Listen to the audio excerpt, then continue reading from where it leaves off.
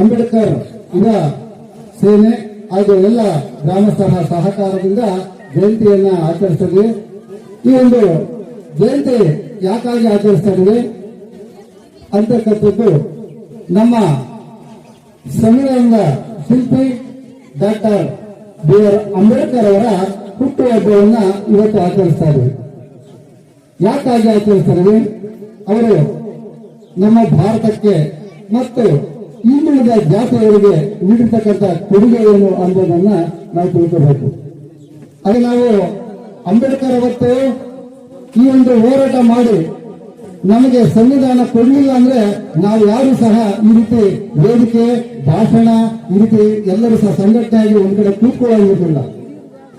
ನಾವು ಅರ್ಥ ಮಾಡ್ಕೋಬೇಕು, ನಮ್ಮ ಏಳಿಗೆ ನಮ್ಮ ಕೈಯಲ್ಲಿದೆ. ಅಂಬೇಡ್ಕರ್ ಹೇಳ್ತಕ್ಕಂಥ ಮಾತಿಷ್ಟೇ, ಏನು ಶಿಕ್ಷಣ ಅಂತಕ್ಕಂಥದ್ದು ಹುಲಿ ಹಾಲಿದ್ದಂತೆ. ಶಿಕ್ಷಣ ಎಂಬುದು ಹುಲಿ ಹಾಲಿದ್ದಂತೆ. ಯಾರು ಶಿಕ್ಷಣವನ್ನ ಬೆಳೆಸ್ತಾರೆ ಅವರು ಗರ್ಜನೆ ಮಾಡಲೇಬೇಕು. ಹುಲಿ ಹಾಲಿದ್ದಂತೆ ಶಿಕ್ಷಣ. ಹಾಗಾಗಿ ತನ್ನೆಲ್ಲ ಮಕ್ಕಳನ್ನ ವಿದ್ಯಾವಂತರನ್ನಾಗಿ ಮಾಡಿ